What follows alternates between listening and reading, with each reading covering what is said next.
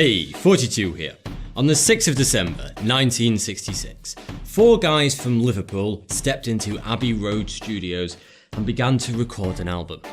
333 hours and many questionable substances later, the Beatles had emerged, having produced their 8th album, Sgt. Pepper's Lonely Hearts Club Band.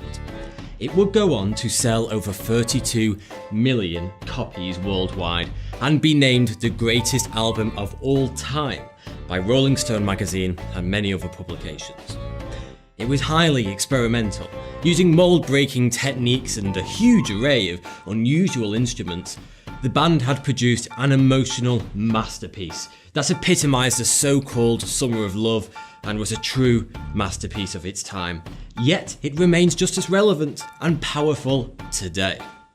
Fast forward 44 years to 2010, and Justin Bieber released his hit single, Baby. This is generally considered to be a bad move. So what went wrong? How did we go from Bob Dylan to Britney Spears, from Led Zeppelin to Lady Gaga, and the Kinks to Katy Perry? But who am I to criticise the musical tastes of the vast majority of today's youth? Personally, my musical tastes are stuck in the middle of last century. But you may think that just makes me old-fashioned, stuck in the past, and I should probably move with the times. But here's the thing. There is far more to this than simple nostalgia, and when your parents keep telling you that the music died long ago, they may actually have a point. Because it turns out that science agrees with them. Over the past 30 plus years, researchers have been studying how trends in music have evolved.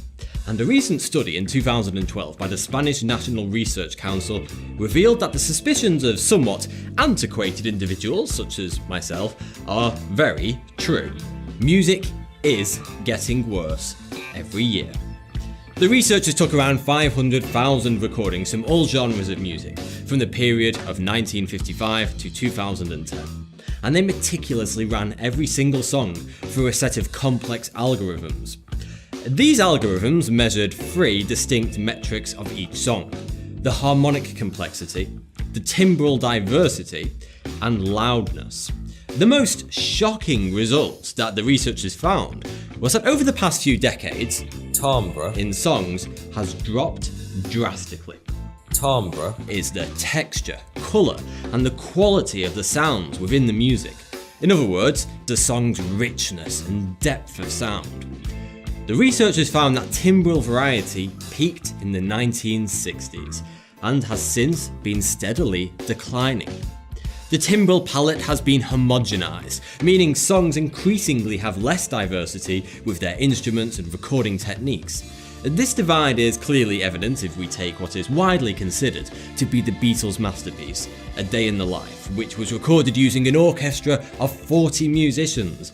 But this is not classical music, this is pop. The 5-minute piece contains violins, violas, cellos, double bass, harp, clarinets, an oboe, bassoons, flutes, French horns, trumpets, trombones, a tuba, and of course the four band members playing their usual instruments over the top. In contrast, Robin Thicke's Blurred Lines uses mostly one instrument, a drum machine. And yes, this is a rather extreme example, a song known for its one-dimensional but punchy bassline, but it represents an overall trend with modern pop music that the researchers found within their data. Instead of experimenting with different musical techniques and instruments, the vast majority of pop today is built using the exact same combination of a keyboard, a drum machine, sampler, and computer software. This might be considered as progressive by some people, but in truth it sucks the creativity and originality out of music, making everything sound somewhat similar. Do you ever flick through the radio and think to yourself, all these songs sound the same? Well, what the researchers found is that the melodies, rhythms, and even the vocals of popular music have become more and more similar to each other since the 60s. One facet of this homogenization of popular music was pointed out by musical blogger Patrick Metzger. Metzger noticed that hundreds of pop artists were using the exact same sequence of notes, in which there's a shift from the 5th note in a scale to the 3rd note and then back to the 5th. This sequence of notes is usually accompanied by a vocal wah-oh pattern. Metzger named this the millennial whoop, and it sounds like this. Whoa, whoa, whoa, whoa. The millennial whoop can be found in hundreds of chart-topping pop songs created over the past few years, and its usage is becoming more frequent all the time. From Katy Perry's California Girls to Justin Bieber's Baby, literally every single major pop star today has included the millennial whoop in at least one of their songs. But why? Well, quite simply, familiarity. Our brain likes familiarity. The more we hear the same sounds, the more we enjoy them. The millennial whoop has become a powerful and predictable way to subconsciously say to the masses, hey, listen to this new song, it's really cool. But don't worry, you will like it because it's also really familiar. Because you've actually heard it hundreds of times before. And in this wildly unpredictable world, this makes us feel safe. Sticking to the same cookie-cutter formula comforts people, and that's important. But what about lyrics? Well, I'm afraid it's bad news there too. Another study examined the so-called lyric intelligence of hundreds of Billboard chart-topping songs over the past 10 years. They used different metrics, such as the Fleischer-Kincaid Readability Index, which indicates how difficult a piece of text is to understand and the quality of the writing. This was the result. Over the past 10 years, the average lyric intelligence has dropped by a full grade. Lyrics are also getting shorter and tend to repeat the same words more often. We've gone from the absolute poetic beauty of Bob Dylan and Morrissey to, well, this and this. What if I also told you that the vast majority of chart-topping music in the past 20 years was written by just 2 people? What do Britney Spears, Taylor Swift, Ellie Goulding, Robin Thicke, Jessie J, Justin Bieber, Katy Perry, Ariana Grande, Justin Timberlake, Maroon 5, Pink, Leona Lewis, Avril Lavigne, Christina Aguilera, Kesha, the Backstreet Boys, Westlife, NSYNC, Adam Lambert and will.i.am all have in common? The answer? Their songwriter. I'm not saying 100% of their songs, but a good chunk of all these artists' songs were written by the same Swedish man, a Mr. Max Martin. This one man is single-handedly responsible for over 2 dozen #1 singles and thousands of songs in the top 100 charts over the past decades. He has written universally recognisable tracks such as I Kissed a Girl, Baby One More Time, Since You Been Gone, California Girls, Shake It Off and so many more. And if Max Martin didn't write it, then American singer-songwriter Lucas Gottwald most probably did. Known professionally as Dr. Luke, together with Max Martin, they account for the lyrics and melodies behind the vast majority of pop music today. You've likely never heard of them, and that is very intentional. These 2 men are the hidden pop factories behind virtually every single band that is played on the radio today, and probably every musical act you grew up with if you're under 30 years old. And you wondered why everything sounds the same. There are still popular chart-topping musicians that write the entirety of their own music today, but you have to look really, really hard. Research has also shown that the hook, the part of the song that really grabs us and pulls us in, is occurring sooner in modern songs and they happen more often. Researchers believe this is because when it comes to music, our attention spans have drastically shortened. Unless a song instantly grabs us, our brain tends to shut off and ignore it, often skipping to the next song. This shortened attention span is a trend amongst people that has only occurred in the past 10 years. And it's believed to have been caused by the instant access to millions of songs at our fingertips. It used to be the case that if you wanted to hear a song, you had to go out and buy that one single or album, take it home and play it. You would probably play it countless times because you had spent so much money on so few songs. Over time, you would learn to appreciate all the subtle nuances throughout the album. And then the iPod happened, granting access to thousands of songs on one device, which eventually led to streaming.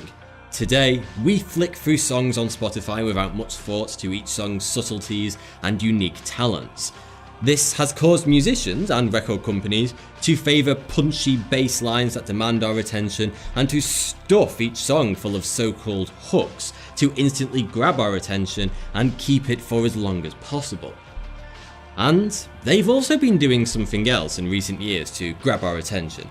Something subtle, but so very powerful, yet so very, very wrong. For the past 20 years, music producers have been engaged in a war. The loudness war. The aim of this war is to produce louder music than your competitors, but how do you make music louder when the listener is in control of the volume, not the producer? Well, they use compression. You may have heard of dynamic range compression. It's the process of boosting the volume of the quietest parts of a song so that they match the loudest parts, thus reducing the dynamic range, the distance between the loudest part and the quietest part. This makes the whole song sound much, much louder than the uncompressed version, no matter what volume the listener has set their device to. It's like me standing in the middle of the street and mumbling nonsense to myself, occasionally whispers and sometimes speaking a bit louder. A few people might notice and avoid me. But then, if I were to compress my dynamic range, I would suddenly be bellowing out every single word at the top of my voice loudly and proudly. Suddenly, everyone turns around to look at the crazy man shouting in the street and the police would be called. But this is exactly why producers do it, as the market has become increasingly crammed with similar sounding pop music. Making your song shout louder than all the others ensures it will be heard amongst all the competition. But there's a big price to pay for loudness. Dynamic range compression, when abused as it often is today, is an absolute travesty when it comes to the art of creating music. Where physics is concerned, the rule is that you can't make a sound louder than the volume it was recorded at without reducing its quality. Compressing a song's dynamic range strips away its timbral variety. It muddies the sound. Subtle nuances that would have before been very noticeable and could have been appreciated are now no longer nuanced. They sound exactly the same as the rest of the track. Listen to this short recording without any compression.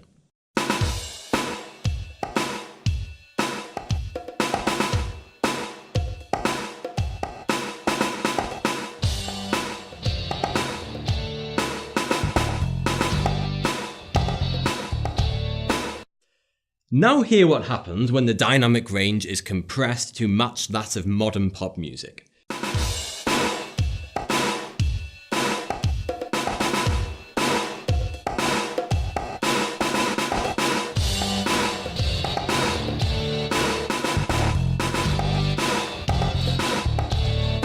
Hear how everything sounds less punchy and vibrant. The drum beats stand out less. Everything just makes less of an impact.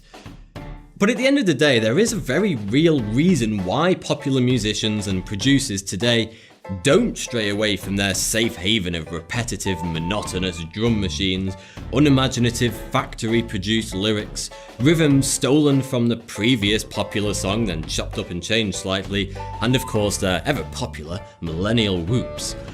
It all has to do with risk. In the 50s, 60s and 70s, record labels would receive hundreds of demo tapes from budding young artists every week. They would sift through them and the most talented acts would be offered record contracts. Even if they weren't that special, it didn't matter too much. The record label would just throw a few £1,000s into marketing, and if the public liked their music, they would naturally gain traction and make it big. If not, they would fade away into the night. And this is crucial, because importantly, the public were voting with their ears for the best, the most talented musicians, singers and songwriters. We, the people, were the final judge and jury, the ultimate arbiter. And so musicians had to be really bloody talented to impress us enough to stick around and make more music. There was just no room for sloppiness or the untalented. But this method was risky. Because many times record labels would pump thousands of pounds into an act that weren't destined to be, and their gamble wouldn't pay off, losing their investment. But when they signed the really big acts, it would balance the books. However, today, promoting a new band is more expensive than ever.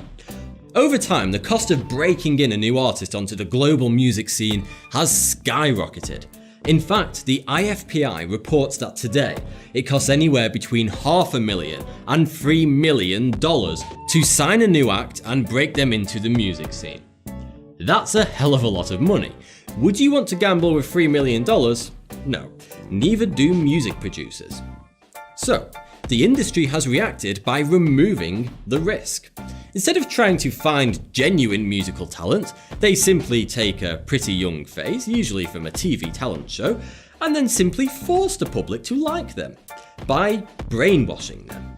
Instead of allowing the public to grow to like an artist and make their own mind up about the quality of their music, the industry now simply makes you like their music, thus removing all the financial risk.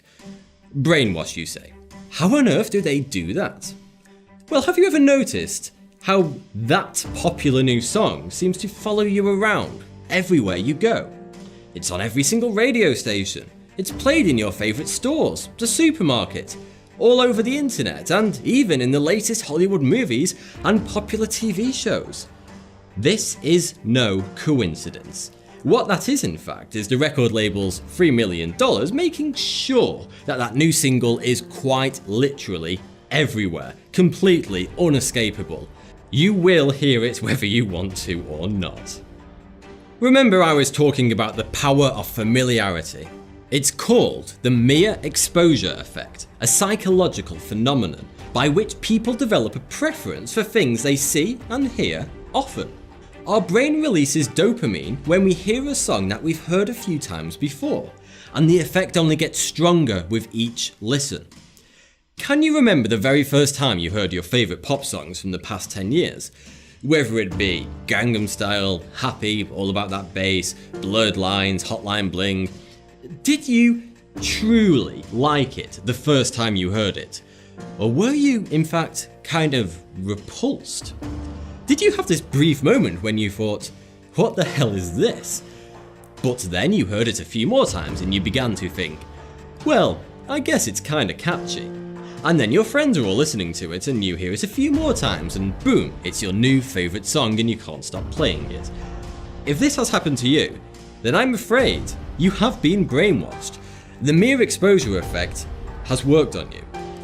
Surely if a song is a truly great song, then you wouldn't need to force yourself to love it. You wouldn't need to be won over for a period of repeated exposure. You would just like it the first time you heard it.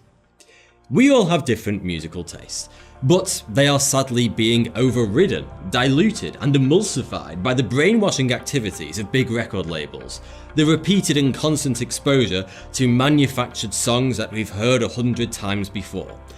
Don't get me wrong, there are many fantastically talented bands out there today, but in today's industry, virtually none of them will ever be signed because they are simply too risky to promote, because they don't fit the usual pop formula. They are different. But being different is important. You may be thinking, so what if I've been brainwashed? I enjoy contemporary popular music. And isn't that what's most important at the end of the day? Yes, of course. Music is an expression of your personality, and it should be enjoyed no matter what others think or say. But it's also really important to not let creativity and originality disappear.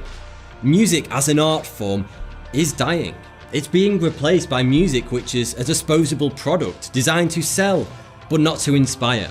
So we shouldn't be so complacent in allowing systematic, cold, factory-produced music to dominate, or else the beautiful, soulful and truly real music that we've all at some point loved and has been there with us through our darkest times and our happiest times could soon be a distant memory, never to be repeated. Thanks for watching. If you enjoyed this video, then please click here to support me on Patreon, which really helps out the channel and you can get some cool rewards like early access to all my videos. Click here to watch another video, and if you haven't already, don't forget to subscribe.